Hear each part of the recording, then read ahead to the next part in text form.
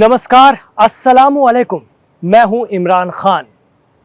दुनिया की पूरी मुस्लिम उम्मा को एक करने का ख्वाब जो एक सदी पहले देखा गया था, उस ख्वाब पर अमल भी हुआ, उस ख्वाब की तामील भी हुई, लेकिन फिर मुसलमानों ने ही उस पर पलीता लगा दिया। कौन सा वो ख्वाब था, कैसे परवान चढ़ा, इस पर हम आपको बताएंगे आज के दीन दुनिया वीकेंड स्पेशल में। मैं हूं इमरान खान।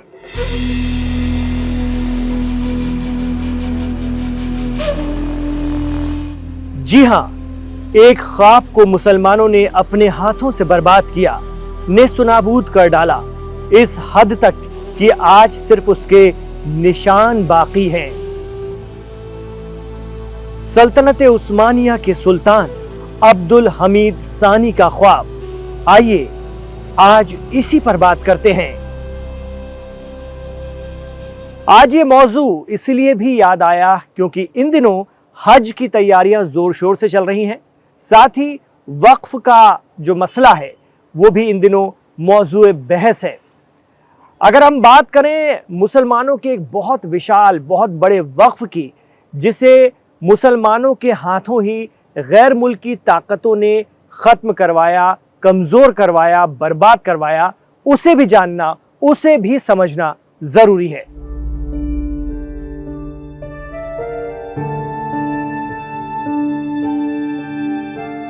कोई 125 साल पहले जिस दौर में आज़मीन हज और ज़ायरीन मक्का और मदीना का सफर पैदल या फिर ऊंटों के काफिलों या फिर घोड़े की सवारियों से करते थे, आज के सीरिया से लेकर आज के सऊदी के मदीना तक पहुंचने में 40 दिन लग जाया करते थे। तब ये पूरा इलाका हिजाज कहलाता था। न सऊदी था, न इस्राइल और न जॉर्डन, न यूएई।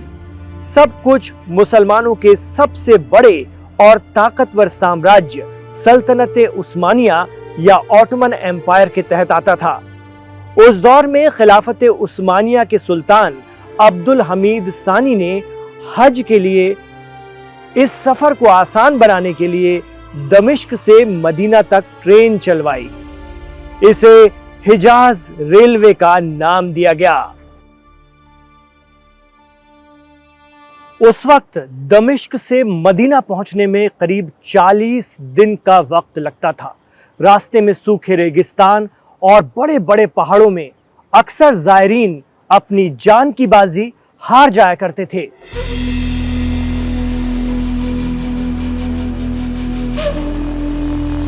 लेकिन हिजाज रेलवे ने इस सफर को 40 दिन से घटाकर सिर्फ 5 दिन कर दिया था।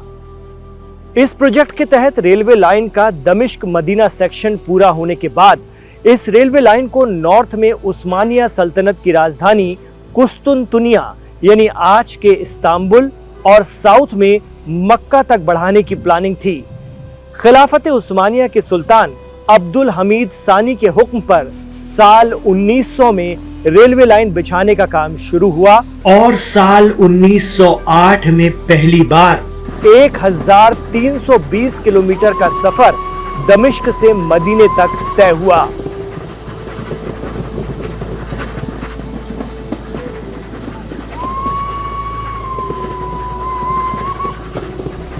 तो ये 1300 किलोमीटर से भी ज्यादा लंबी रेल लाइन वक्फ की इमलाक क्यों है, वक्फ की संपत्ति क्यों है, उसे भी समझिए।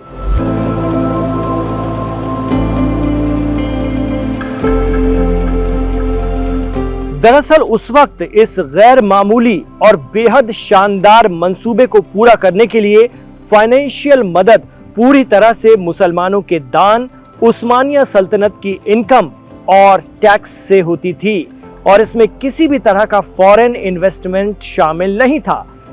यही वजह है कि आज भी इस रास्ते को वक्फ माना जाता है, यानी एक ऐसी संपत्ति, ऐसी इमलाक जो सभी मुसलमानों की साझी संपत्ति है।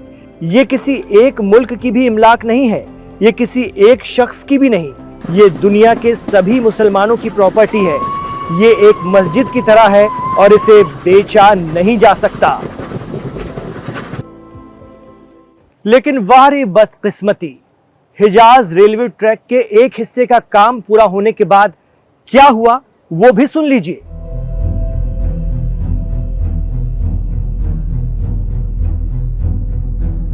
हिजाज रेलवे ट्रैक मुकम्मल होने के अगले ही साल अब्दुल हमीद सानी का तख्ता पलट हो गया।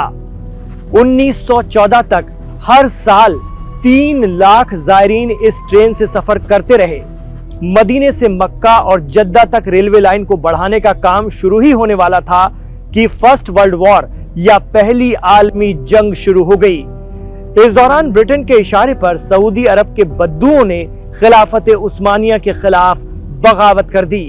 इन बागियों ने ब्रिटिश अफसर टी.ई. लॉरेंस, जिन्हें लॉरेंस ऑफ अरबिया कहा जाता था, उनके साथ मिलकर इस रेलवे ट्रैक पर हमला कर दिया। हिजाज में फैली रेल की पटरियों को जगह जगह से उखाड़ दिया गया। दमिश्क से मदीना तक दौड़ने वाली शहर-ए हिजाज तबाह हो गई और इस रेलवे ट्रैक के जरिए खिलाफत उस्मानिया का मुस्लिम उम्मा को एक रखने का ख्वाब भी उसी दिन टूट गया।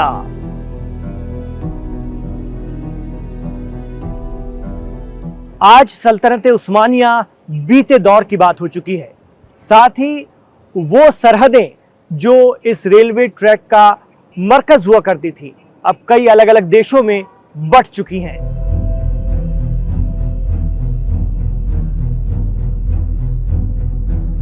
जी हां, तुर्की, सीरिया, जॉर्डन, इस्राइल और सऊदी अरब ये वो मुल्क हैं जो इस रास्ते में नए बने फर्स्ट वर्ल्ड वॉर के बाद। आज उसी ट्रेन के इंजन और बोगियां जॉर्डन की राजधानी अम्मान के रेलवे स्टेशन पर खड़े अपनी तबाही की तारीख बयां कर रहे हैं। हालांकि इस्राइल की सरहद में पड़ने वाली इस रेलवे लाइन को 2016 में हाइफा से बेत शायान तक मरम्मत के बाद चालू कर दिया गया। इसके अलावा इस रेलवे ट्रैक के कुछ हिस्सों पर जॉर्डन के अम्मान से अल जजा स्टेशन तक 35 किलोमीटर के रास्ते पर ट्रेन चलती है, जिस पर ज्यादातर लोग सैरो तफरीह के लिए ही सफर करते हैं। गर्मियों में लोग सिर्फ घूमने के लिए ही इसका इस्तेमाल करते हैं। अब यहाँ सिर्फ गर्मियों में चलने वाला भाप का इंजन है जो टूरिस्ट के लिए है और ये रोम घाटी के रेगिस्तान से होकर गुजरता है। ये वही लाइन है, मुसलमानों की वो धरोहर है जिस पर मुसलमानों के जरिए नाम दिए गए लॉरेंस ऑफ अरबिया यानी अंग्रेज अफसर टी.ई. लॉरेंस ने मुसलमानों से ही हमला करवाया था पहली आलमी जंग के दौरान। आज हिजाज रेलवे ट्रैक की याद इसलिए भी आती है क्योंकि अब सीरिया में बशर अल असद की हुकूमत पलट चुकी है। वहां पर हयात तहरीर अल शाम यानी HTS की क़यादत वाली हुकूमत है, जिसके कायद अबू मोहम्मद जौलानी या अहमद अल शारा हैं, जो सऊदी अरब के काफ़ी करीब हैं और सऊदी अरब उन पर काफ़ी मेहरबान भी है। अहमद अल शारा ने सीरिया के रीडेवलपमेंट का एक तरह से अहद लिया है। ऐसे में सऊदी अरब उनका जो वर्ल्ड बैंक का कर्जा है वो भी माफ करवाने जा रहा है।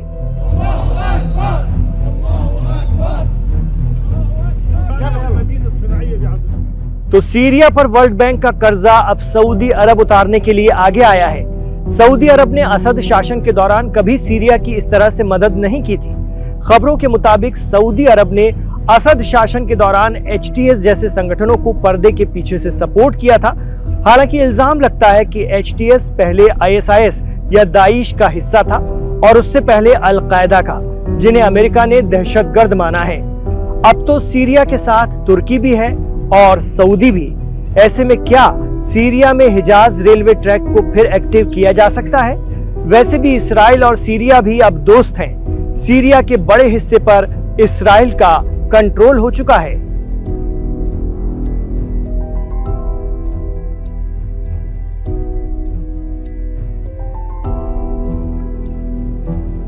हालांकि अब ये एक ख्वाब ही है कि ये ट्रेन कभी सीरिया से लेकर सऊदी अरब तक का सफर करेगी, लेकिन जब तक हिजाज रेलवे की विरासत को सहेज कर संभाल कर रखा जाता रहेगा, तब तक ये इम्कानात बने रहेंगे कि एक दिन वो ज़रूर आएगा जब ये ट्रेन फिर शुरू हो पाएगी, ये रूट फिर शुरू हो पाएगा।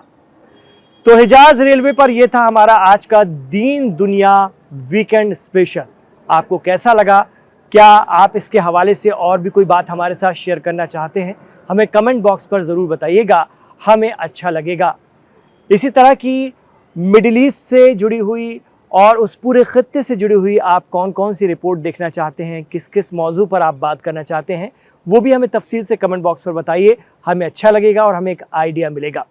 इमरान खान के साथ आप आखिर तक कनेक्ट रहे, इसके लिए बहुत बहुत शुक्रिया। हमारे इस वीडियो को लाइक ज़रूर कर दीजिए ताकि ये ज़्यादा से ज़्यादा, बहुत ज़्यादा लोगों तक पहुंच सके। आपसे ये भी गुजारिश रहेगी, ये भी इल्तिजा रहेगी कि हमारे चैनल लाइव हिंदुस्तान को सब्सक्राइब करना ना भूलिएगा। इमरान खान के साथ जुड़ने के लिए बहुत शुक्रिया। अपना ख्याल रखिए और अपनी दुआओं में हमें याद रखिए।